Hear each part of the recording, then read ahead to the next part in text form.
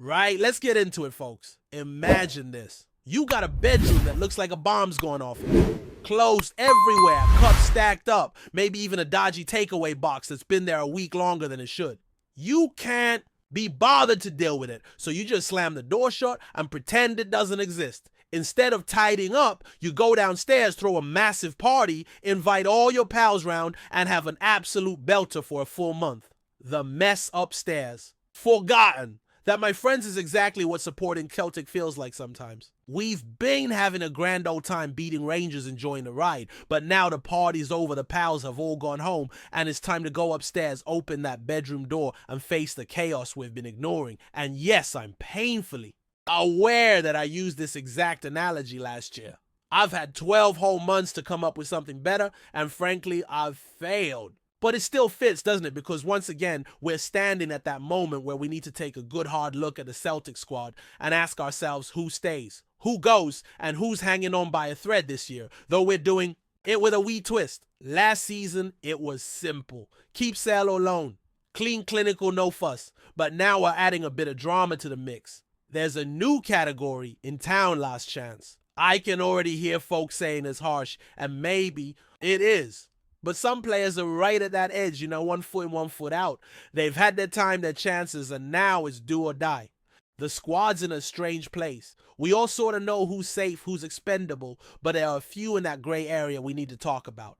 Before we dive headfirst into the names and faces, let's take a wee trip down memory lane. I dug up some clips from last year's video, and oh dear, there are some howlers in there. Opinions that aged like milk players I was convinced would kick on, and others I wrote off far too soon. That's football though, isn't it? Things change fast. 1 minute you're the next big thing, the next you're warming the bench or worse. Shipped out on loan to some backwater team. So here we are staring down another preseason with plenty of decisions to make. Now, a few things have already been settled. Joe Hart, legend though he is, won't be with us at the start of the new campaign. Paulo Bernardo and Adam are also out of the immediate picture, though fingers crossed they come back into the fold soon. For now, though, they're not in my squad list as we go through this. Starting between the sticks, Scott Bain's still hanging around. Solid enough, does a job, but with rumors swirling about him wanting a move, it feels like his time might be up. Then there's Benjamin Segrist, another one who's likely to head out the door, assuming we can find someone decent to fill his spot. Funny enough, I went on a bit of a ramble about him the other day, so I'll spare you a repeat performance. When it comes to right backs, it's nice and straightforward. Alistair Johnston is a nailed and keep. Absolute unit of a player, does his job week in, week out, and brings a bit of steel we've sorely needed. Anthony Ralston, meanwhile, might not be setting the world alight, but as a backup, you'd struggle to find anyone better. Dependable, honest, gives his all every time he's called upon. Happy to keep him in the squad. Centre backs, though, that's where it gets interesting. Cameron Carter-Vickers is untouchable. The thought of losing him gives me the fear, to be honest. Liam Scales, a bit of a mixed bag, but I reckon he's a solid squad player, someone you can rely on when needed. Not first choice quality, but a good option to have. Stephen Welsh, on the other hand, feels like he's teetering on the edge. Out on loan, and you get the sense he won't fancy coming back just to sit on the bench again. Might be best for all parties. If he moves on permanently. Mike Naraki's a funny one. There's talent there, no doubt, but it feels like Brendan Rodgers isn't entirely convinced. He's the perfect candidate for this new last chance category. If he can't step up this season, it might be time to cut our losses. Gustav Lagerbilke, though that's a different story. Lacks the pace and presence for this team. Can't see him sticking around, so he's in the sell pile for me. At left back, Greg Taylor's future is still up in the air. I'd love to see him stay, maybe even in a rotational role, if we can bring in someone like Kieran Tierney. Jeff Schlupp's loan stint has been decent, but if Taylor goes, we need to aim higher than simply keeping Schlupp as a backup. It's a tricky one, but at this point, Schlupp's leaning towards the exit. Midfield is a bit more settled. Callum McGregor, Captain Fantastic. No need for discussion there. Matt O'Reilly's been brilliant, but there's always that nagging worry someone might come sniffing around with a big money offer. Reo Hatade likewise has been immense, but after a few years at the club, you wouldn't be surprised if he fancied a move to a bigger league. Tomoki Iwata, though, I'm keen to keep. Rarely lets us down a reliable presence in the middle. The fringe players are where the decisions get tough. Odin Thiago Holmes showed flashes of brilliance, but faded badly towards the end of the season. There's still potential there, but he needs to kick on. Yang's another who divides opinion. I was leaning towards loaning him out, but he's shown enough recently to warrant another shot. Hopefully a good preseason can unlock that next level we've been waiting for. James Forrest is a legend in his own right, still contributing, still.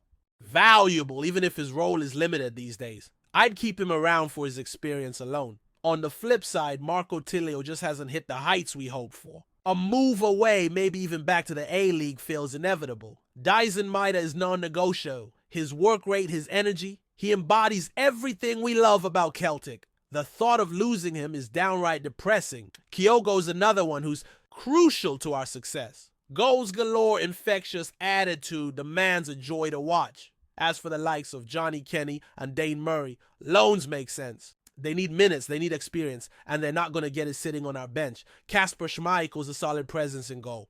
Likely his last season, but he's earned the right to see it out with us. Behind him, Toby Oluwayemi's got potential, but I'd like to see him get more game time maybe in cup matches. We need to plan for life after Schmeichel, and giving the understudy more responsibility is key. In terms of transfers, the priorities are clear. A quality centre-back to partner Carter Vickers is a must. We need steel composure and someone who can handle the physicality of Scottish football while also stepping up in Europe. The midfield could use an enforcer, someone to bring a bit of bite and protect the backline. On the wings, we've made progress. But another left-sided option would be ideal, especially with injuries looming. Up top, another striker is non-negotiable. We've been late in that department, and with the return of 2-game-week squad depth becomes even more crucial. Historically, Celtic's transfer business tends to drag into the final days of the window, with plenty of excuses about Champions League qualifiers complicating things. Let's hope that's not the case this time around. All in all, it's a decent squad. Not perfect, mind you, but with the right additions, we can build something special. There's a solid foundation here, and with a bit of smart business, there's no reason we can't dominate domestically and make a real push in Europe. That's the goal, isn't it? Time will tell if the board and the manager are up to the task. So buckle up, folks. It's going to be a busy summer. Now, let's not kid ourselves, folks. Every single summer, we get fed the same lines. It's difficult to attract players before we know our European fate. Aye, all right. But that excuse has been wheeled out so many times now, it's practically part of the club's PR script. Truth is, good clubs plan ahead. They don't sit on their hands waiting for qualifiers to pass before making moves.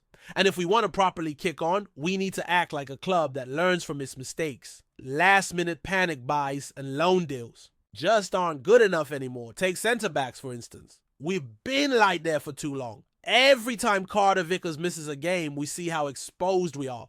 Trusty's done a job, but he's not the answer long-term. Scales can fill in, but you're not winning titles or making European runs with a backline patched together like that. We need a proper partner for Carter Vickers, someone who can handle a cold Wednesday night in Dingwall and still step up against the Bayern Munichs of the world. In midfield, it's the same story. McGregor's a machine, no doubt, but even he's human. We saw this season how stretched we can get. Engels has shown glimpses. Bernardo had a solid spell, but beyond that, light as a feather. If Hatate moves on, which feels more likely, with every passing week, we can't just hope someone steps up. We need to sign with intent. Not projects, not squad fillers, but players ready to make an impact right away. The wings are another headache. Made us irreplaceable, we know that. Kern has grown into his role, but there's still that inconsistency. Yang's development has been encouraging, but we're an injury away from a real problem. Jota might return for the second half of the season, but we can't hang all our hopes on that. There's no point pretending we're covered when we're clearly not. Another quality winger needs to come in plain and simple. Up front, it's almost laughable how short we've been since Giacomakis left. Kyogo's still banging them in, but the man can't do it all alone. We've seen what happens when he's injured or off form. The drop in quality is stark. Adam might develop into a solid option, but relying on that is risky business. We need a striker who can genuinely compete for that starting spot. It's not a luxury, it's a necessity if we're serious about competing on multiple fronts. But here's the big one: mentality. Celtic squads in the past have been guilty of coasting. Winning domestically isn't enough if you get embarrassed in Europe. The club needs players with the hunger to push beyond the comfort zone. That means no more safe signings just because they know the league. We need players with a point to prove who want to use Celtic as a platform, but who also respect the size of the club. Look at how Alistair Johnston came in and embraced everything about Celtic. That's the model. Players who get it, who throw themselves into the challenge, because it's not just about ability. We've had technically gifted players before who've crumbled under the weight of expectation. You need the right mentality to thrive here. And let's be honest, the fans aren't daft. We know when corners are being cut. We know when the squad's being stretched to breaking point. All we're asking for is a bit of ambition. We've got the platform, the stadium, the support. Now give us a squad that matches that level. Another worry is squad depth for those relentless winter months. When injuries pile up, when the fixtures come thick and fast. That's when champions are made. Celtic needs a bench that can come on and change games, not just make up numbers. We've seen seasons fall apart because of thin squads. It can't happen again. And while we're at it, let's touch on the youth players. Every year there's talk of integrating them, giving them chances. Then when push comes to shove, they get 15 minutes in a meaningless cup tie and are never seen again. That cycle needs to break. If we're serious about youth development, we need to back it up with actual opportunities, not just token appearances, but proper runs of games when deserved. Now this isn't me being negative for the sake of it. I love this club. I want to see it thrive. But blind optimism without addressing the obvious gaps isn't going to get us anywhere. The squad needs investment-smart recruitment and a clear plan. And not at the last minute when the panic button's already been smashed. Brendan Rodgers has a big summer ahead. His vision's clear, but he needs the backing to make it happen. The board has to step up. It's as simple as that. No more half measures. If we want to progress, if we want to make a real dent in Europe and maintain domestic dominance, this is the moment. Because make no mistake, Rangers will come back swinging. Hearts are building. Aberdeen will be sniffing around, and Europe won't wait for us to get our act together. The margins are slim, and the difference between success and failure could be down to the signings we make in the next few months. So, Celtic, the ball's in your court. The fans are ready. The foundation is there. Now it's time to go out and build a team worthy of the jersey. Before we proceed, subscribe to our channel and enable notifications to receive all exclusive news about Celtic FC. Don't miss any details about your favorite team. It's extremely important for Celtic FC fans. In a move that sent a buzz through the Scottish football scene, Martin Boyle has officially signed a 3-year contract with Celtic, bringing the winger back to the Scottish Premiership in style. The Australian international, known for his blistering pace and attacking flair, joins the hoops as Brendan Rodgers looks to bolster his squad ahead of a crucial campaign both domestically and in Europe. Boyle, 31, has long been admired in Scotland for his energetic performances with Hibernian, where he consistently proved a nightmare for defenders and a spark of creativity in the final third. His versatility across the front line and work rate made him a fan favorite at Easter Road, and now he's set to light up Celtic Park under a far grander spotlight. His journey back to the Scottish top flight comes after stints abroad and a return to HIBS, but few could have predicted such a high-profile move at this stage in his career. Boyle's signing reflects Celtic's ambition to inject proven league talent with international experience into their lineup.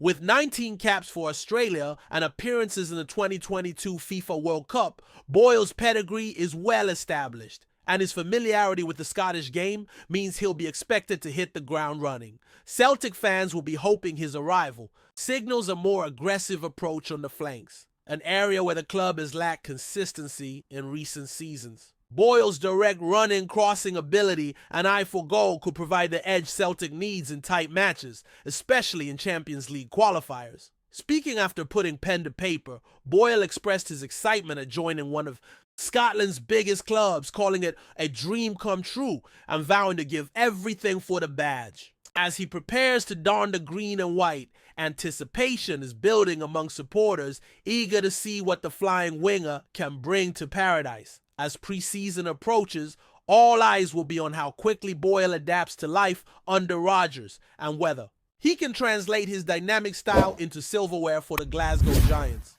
One thing's certain, with Martin Boyle now a boy, the Celtic attack just got a whole lot quicker. Hello, fan. Don't forget to like and subscribe to the channel, as it means a lot to Celtic FC. Also, share your opinion about the news in the comments below. See you in the next video.